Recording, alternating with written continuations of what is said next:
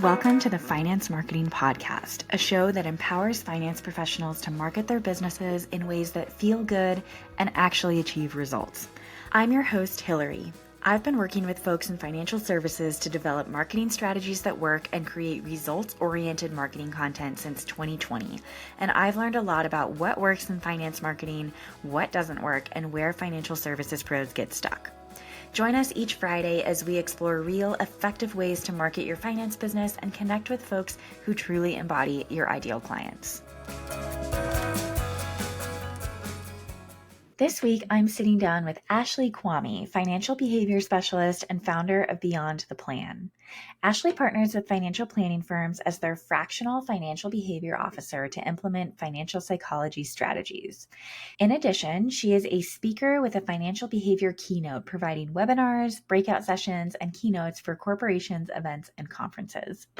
Now, this was my first time meeting Ashley, but I feel like I could have chatted with her for hours and hours about financial psychology and how she helps financial advisors deepen their client relationships with an integrated approach to financial behavioral planning.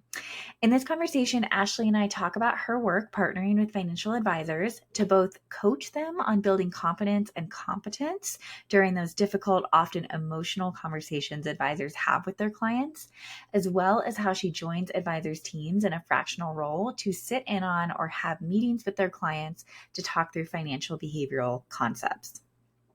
What I really loved about this conversation was how Ashley and I both feel that advisor firms can really emphasize their commitment to holistic financial planning by incorporating financial psychology and behavior into their planning processes, and how an offering like this can be a key differentiator from other advisory firms and in marketing efforts. Many clients, especially clients who fall into younger generations like millennials and Gen Z, are craving a deeper and more personalized financial planning experience. And I think Ashley is offering just a wonderful opportunity to advisors who want to integrate this type of service into their offer suite without having to go about it totally blind. So without further ado, let's jump in. Ashley, thank you so much for joining me on this episode of the Finance Marketing Podcast. I'm so excited to have you here. How are you today? I'm doing good, Hillary. Thanks for having me. Yeah, good. Well, I have been seeing your name around LinkedIn for a very long time. And so I know a little bit about what you do. I would love if we could start with you telling our listeners about who you are and what you do and how you really help advisors. Yeah, I'm a fractional financial behavior officer, so I recognize that's a mouthful. Uh, but what that means is that I serve as a financial behavior officer as a team member for advisory firms. The term fractional meaning just it's not on a full-time basis. So it's not a full-time role there, but I serve as the quote, in-house subject matter expert for things on client relationships, on financial psychology, client psychology, relationship dynamics, things of that nature. So I am that person on that team that helps advisors, but also clients as well, navigate any type of issue scenarios that come up that fall under that. Yeah, and I think this is so great, and it's such an interesting role that you play. I mean, I think a lot of us who have been working in the industry have really seen this shift, not just in the past few years, but I mean, even within the past few decades of advisors playing much more of a role than just managing money and making investment recommendations, right? There's a much larger role that advisors play in behavioral finance. And so I would love to hear your perspective on kind of maybe even why that shift started and where that shift is going and yeah, just what's happening in the financial services industry.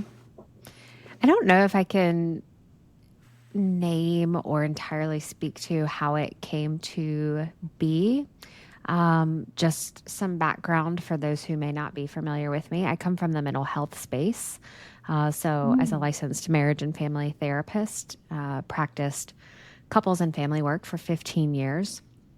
So that's the space that I came from prior to the business, the work that I'm doing now. So I got into, I know it's probably like, well, that's kind of weird. How did you get here? My husband is a CFP, so, there's some natural overlap, obviously, to what we do. And I don't have to get into just kind of that whole journey there, but in speaking to how did the financial industry get here, when I started crossing over, if you will, maybe to the dark side, whatever you want to call it. But when I started transitioning really into more of the financial industry, there was already just some communication and talk around the need for greater understanding, greater skills on the advisor level for being able to know how to navigate difficult conversations, being able to know how to understand or assess really a client's psychology, but also the awareness of the financial advisor client relationship dynamic and what the advisor brings to that space. And so, that's a whole lot. And that shift was already taken place by the time I started coming into the industry.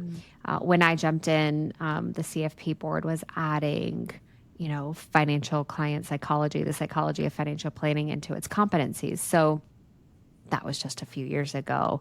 In terms of where it is going, my hope, fingers crossed, is that it's really going to continue to move in that direction of encompassing more of the psychology of financial planning, client psychology, interpersonal relationship dynamics, understanding that aspect of clients and helping them to achieve greater financial well being and greater financial health. I see that as the primary role of the advisor. It's not just helping to make them more money, Right. or helping to make sure that their money doesn't run out. Those are important parts of it, but it all sits under the umbrella of helping your clients achieve greater financial well-being. I really love this. I think there are so many career paths that I can think of where, professionals end up taking on a little bit of a therapist role without realizing that that was going to be part of the job description. I'm a former teacher, and so that was absolutely true for me with my students. And I can just see how this is absolutely true for advisors too. So I would love to know from the clients that you've worked with, and after your work together, how have they seen their firms change, or how have they seen their interactions with clients change once they kind of place a bigger priority on financial psychology? From the advisor side, working and coaching advisors, a lot of them talk about just having greater confidence going into their client meetings. So, generally, when I'm speaking or coaching them, it's on a particular case, client scenario, a dynamic, if you will, something very specific. And so, usually, after talking through that, creating some kind of action plan for those specific cases, there's a lot more confidence going into those meetings. And, I'm of the belief that when you are confident as a practitioner, and it's like genuine confidence, it's not the faking it to making it, right? Type of confidence. Clients really feel that and they lean into more of that relationship and trust you more. And so you start to see that play out then over time in terms of the rapport, in terms of vulnerability on the client side. So opening up a lot more around thoughts, feelings, actions. But it also solidifies just the longevity of that relationship as well. If a client is saying, gosh, I've never had a conversation that amazing, Hillary. Like, that was the best conversation I've never had or shared that with anyone. Wow, that was quite the experience. They're not really likely to go anywhere. Right. If you're giving them that type of and that level of service, and some of that does come from building some confidence in the skills. So that's what I have seen just in working kind of one on one with coaching advisors, is that they're able to navigate those dynamics with greater confidence and competence. And so that really then can translate to, a lot of things, longevity of the relationship being one of them. In terms of, the other question you asked is around just kind of the firm, like as a whole. And Mhm. what we've started to notice is that there are clients who are specifically choosing firms where there is that type of in-house expert. So I don't want to say that it's not me, Ashley Quamme, but it's client goes to the website and they say, "Oh, a financial behavior officer. What is Mhm. that?" And they look and kind of read the description and see what all that person does or what does that entail. And especially for, millennial clients and younger, they want that. And clients are making decisions based on that. They're saying, "Oh, I want to work with Hillary's firm because they have a person on their team that has this level of expertise and understanding. And I want that. I want to be seen and understood and heard more than just from a number side, but more on a human level. I'm going to choose to, put my money, put my time, and invest in that firm." I love that. And I want to dive more into what this means for advisors and how they talk with their prospects and how they talk about what they do. Before we do that, are you willing to share? You mentioned that you a lot of times work with advisors on specific cases or with specific scenarios in mind. Are you willing to share a few examples of what those scenarios might be that advisors, some of these hard conversations that they do face? Yeah, absolutely. So on just kind of a general level, some of them are around couples dynamics. And I love couples. That's what I've been, trained and working in. But I recognize that couples dynamics can bring a lot of difficulty. And so, for example, maybe some couples dynamics are that one partner just really isn't engaged in the financial planning process at all. Maybe they just don't even show up, or they're not contributing or maybe carrying their weight. They're not participating. And that can be really a difficult dynamic to work with. Other dynamics might include, clients where they're deciding upon estate issues, or there's, some legacy type of planning that is going on, and there's some friction there naturally, right? You put two people together, ask them to start talking about end of life type of issues, and it's going to bring and stir up some stuff. And so, coming in and really helping couples to resolve or be okay enough with whatever it is the decisions are that they're making, but feel okay with that. So, I'll either coach advisors or directly work in a co facilitation type of way with Mm-hmm. couples around that. But then there's other issues that are beyond the couple. It might be with their adult children. So maybe there's some difficulty with one or more of their adult children, where maybe there's some mental health stuff going on, addiction, gambling, or there's some financial enablement, um, that's happening. And so, I'll get called in maybe to work on that. I had one actually earlier today where it was actually the adult client and her mother is enabling, her sibling. And so helping them, understand maybe what are some ways that are within their control that they can navigate that, or provide resources for being able to help them. So I could talk for days, Hillary, on just case and client examples, but maybe just to put out just some ideas there around issues that couples but families may also be going through, where it can be helpful to have a subject matter expert or an allied professional to really help, provide guidance and navigate that.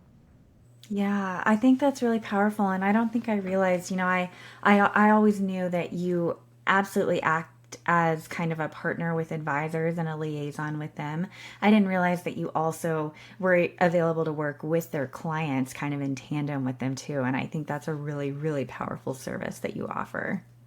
Yeah, it's how I have things set up now, and it's worked really well, on both the advisor side, but also for the clients as well. Clients are, expressing more and more just the appreciation, or I didn't realize that oh gosh, like this is kind of feels like therapy. I know it's not, but man, like I didn't expect to be having these great conversations like this. Mm. And it makes so much sense. I mean, I see so many advisors talk about how it's important to be aligned with every professional on the financial team, right? So the advisor needs to be having conversations with the CPAs or the estate planning attorneys. It makes a lot of sense that, I know you're not acting directly in a therapist role with their clients, but having that background, it makes sense if they're talking to a therapist or a mental health professional about finances that the advisor would know what's going on there too. So I think that's a really important addition to the financial team that until recently we hadn't really thought about. Very true. Yeah. So let's transition a little bit because if you come onto an advisor's team in your fractional role, you will sometimes be listed on their website, right? Which can be a really big differentiator and value add for that advisor. Can you talk a little bit more about how this helps to set an advisor apart, maybe in their marketing specifically, and how they talk with their prospects? Yeah, I shared, just to, I guess, kind of reiterate a little bit before, we're seeing a growing number of clients, millennial clients, younger, who know and understand that there's more to life than just having a lot of money and making a lot of money. And there's also an understanding around the importance of well being and living a life well lived. And what, I think you and I, probably similar ish age bracket here. Like we've grown up where we're also seeing therapy, mental health, talking about feelings, is becoming, a lot less stigmatized. Thank goodness. We Mm-hmm. also have a long way to go, but we're making progress around that. And so, all of that to say that I think clients are really gravitating and wanting more of that. They're wanting deeper conversations, better conversations that are focused on how they can, optimize, their life and live it well in accordance to their values and their vision. And so, when they're out there looking on the web for who do I want to work with for this financial issue, and they come across this website and they see, oh, there's this person on this team. Wait, I didn't even know that this was actually a thing that you Right. could, that wealth and psychology or, finances and therapy. Like, I didn't even realize that this was a thing. Oh my goodness, this is pretty cool. Mm-hmm. And they get it, like it clicks, pretty instantly. And I think that there is, and look, I'm speaking and I have no research on this, so take this with a grain of salt here, but I think that I could see where there could be like a level of just trust like already starting Mm-hmm. to build, right? Like, okay, this firm kind of gets it, this is important to them from a values place, and this is also important to me. And so, if when we're seeing that, when clients are seeing that, if they see that type of role there, they're going to be more likely to choose that, advisor or that firm. Not that other firms are not great and wonderful, because they certainly are and they probably can do a great job, but I think having that type of role or languaging copy like on a website, I'm biased. I think having a role like mine obviously is the best, but I'm biased. I recognize that. But having a role like this on your team, I think it just sends a bigger message to your clients in terms of what you value and what you find important and care about. I totally agree, and I think I can kind of tell what your answer is going to be to this question, but I'm going to ask it anyways. Do you find that advisors are having to educate their clients or their prospects in their marketing about what it is that you do or how it makes them different, or do clients kind of see you and they're like, "Oh yeah, I get it. I get it." I think both. I think there is a little bit of education there, or just explaining. what this role is, who Ashley is here to serve. What does she do? How does she help us? How does she help you? So I do think that there is definitely some education, and I'm an advocate for that. Let's be upfront and transparent with our clients, even if we think that they probably get it. Let's be explicit, about that, and let's be overt. But I also think that there are clients that, where, and I'm just recalling just from some conversations with some of my firms, where they've said, we have an in house financial therapist. We have, Ashley is our financial behavior officer. And this is her. And they're like, yep, can we set up a meeting with her? And I've had that like very quickly. It's, hey, I get what this is. And here is an issue that I could talk with her about or need help on that directly relates to finances. I want to be clear. I'm not taking on, things that aren't directly related to the financial planning Right. process. But yeah, clients, I think, get it really quickly. So, there's some worry oftentimes where advisors, or at least in the initial part, firms are like, well, how do we talk about this with clients? Like, we don't want them to feel like we think something's wrong with them, or this is, Right. kind of strange. And my experience, at least, is that that's not been the case, that clients are very open, understanding, welcoming, and excited about it as well.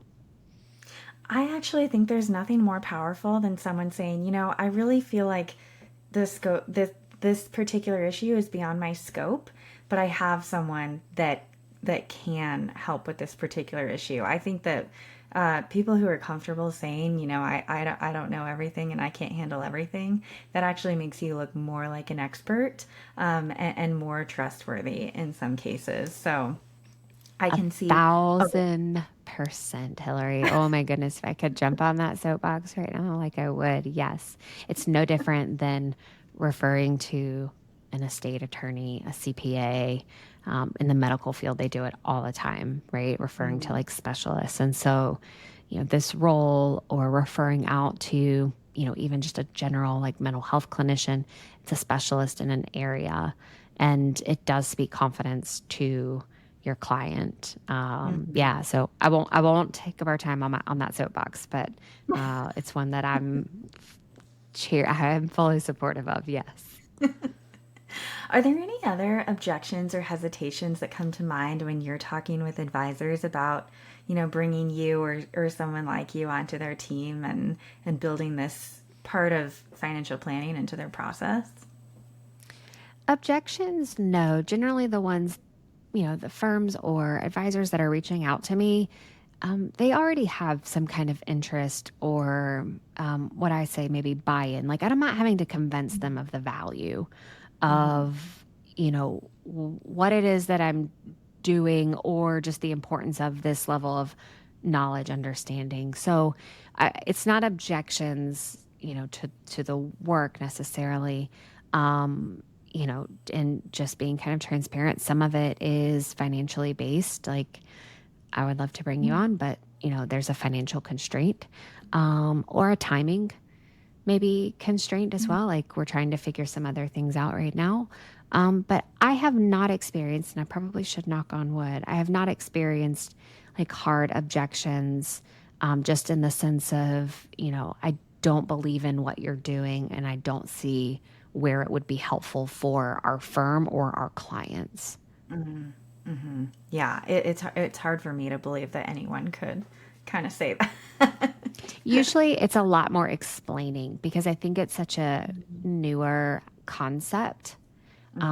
It's a newer role. And, you know, I came into kind of this space and launched this fractional financial behavior officer service. And, I recognize that there are others that are doing this maybe in a different way. So, not the same thing that I'm doing, but there are other like wealth psychologists or wealth specialists that maybe are kind of doing some aspects of the work that I'm doing. So I'm not the only one. However, there's so few, I think, of us that it is new. And while it's not an objection, it is very much a lack of just understanding of, okay, what is it that you can do Mm, and how can we incorporate you into our firm?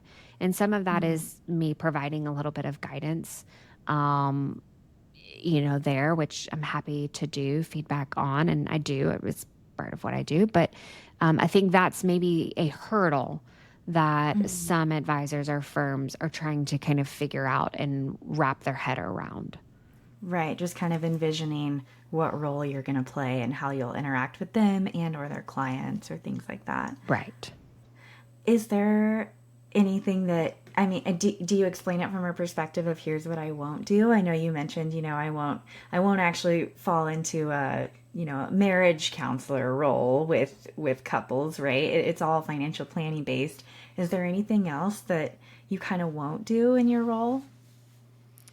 There's a few things, creating just content. Mm, I've moved away from a, while I can do it, it's just not the best use of my time and I'm not that creative. And I'm not a marketing person. So like when it comes to creating content, not, probably not a great thing for me to be doing. I want to be mhm, hands on, like I want to be in the trenches with you as the advisor or the team and or the clients. So that's how I want to be using my time. That's what I feel very passionate about. I do strategize around processes. So mm, think like onboarding process, where and how can we make it a bit more not holistic, but human first, client mhm, centered, human first. What are aspects of that process that we can maybe ask questions a bit differently that elicits or draws out a client's mindset? mhm. Things of that nature. So, I have not found where I've been asked to do a whole lot of things that I'm like, nope, I won't do that. I'm sure there probably are some things out there I just haven't come across.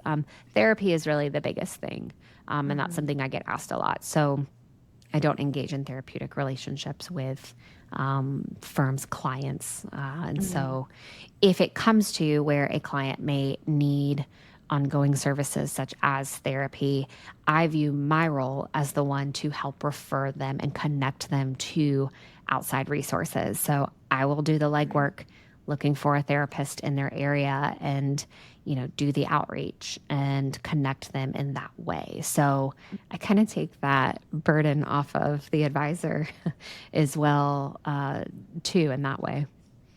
I love that. That's powerful. I want to go back to one thing you said, and then we'll kind of wrap up here. But I think it's really interesting that you kind of play a role in the onboarding process and building in, what you offer to the firm as part of the onboarding process. And I think that probably one makes for a better experience for clients from the get go, but also probably, for new clients coming in, makes it less scary for the advisor to then, at some point, if a difficult conversation does come up, to then kind of out of the blue be like, I think we need to bring in this other person. Because that's one thing that you had mentioned earlier, is our clients going to be uncomfortable? Are they going to be offended if I recommend this? And if it's built into the onboarding process, I think that probably takes a lot of that away. It definitely does. One of the firms in particular, I've started sitting in on the discovery meetings. And so, like, Mm, out the gate, this is Ashley. She is our financial behavior officer. You will see her, from time to time. She will be in some of our meetings, not all of them, but she is a team member on this team. And this is where and how we utilize her, what her role is. And so, out the gate, clients are like, got it. Okay. Like she's the chick that, comes in or that I can turn to when things are difficult. And it does set kind of a precedence there.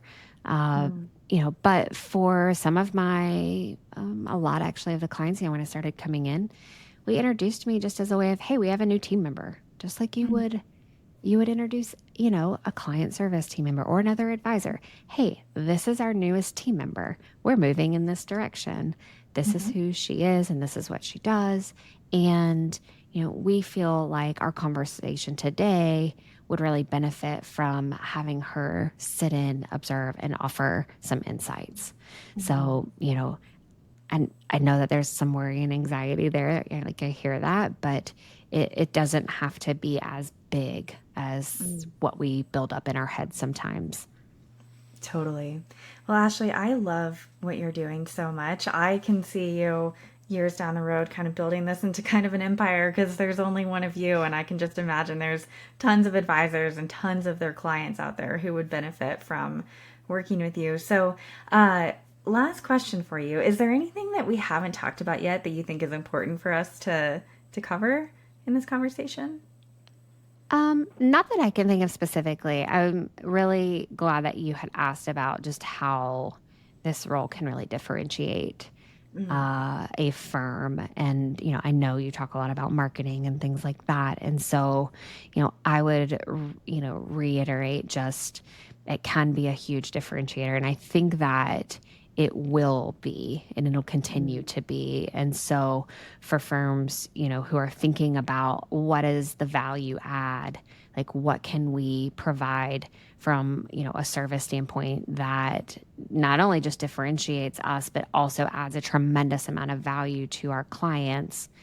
This is not the way, but this is a way that you can start to do that. I really couldn't agree more. Where can people find you if they want to learn more about you?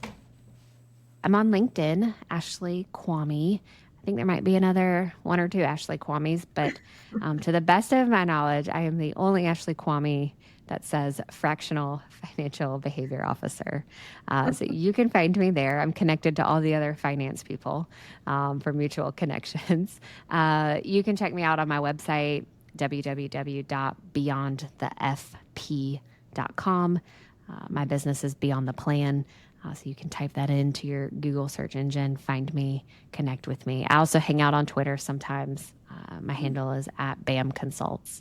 But that's mostly for personal, fun kind of stuff there. It's become less and less professional and more probably personal and fun. So, if you're looking for the professional stuff, probably LinkedIn. If you're looking for pictures about my kids and all the, weird hobbies like gardening that I like to do, then you can check me out on Twitter.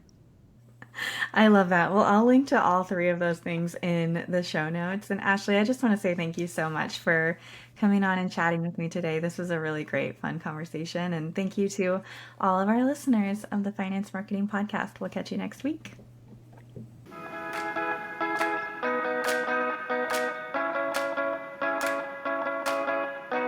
Thank you so much for joining us on this episode of the Finance Marketing Podcast.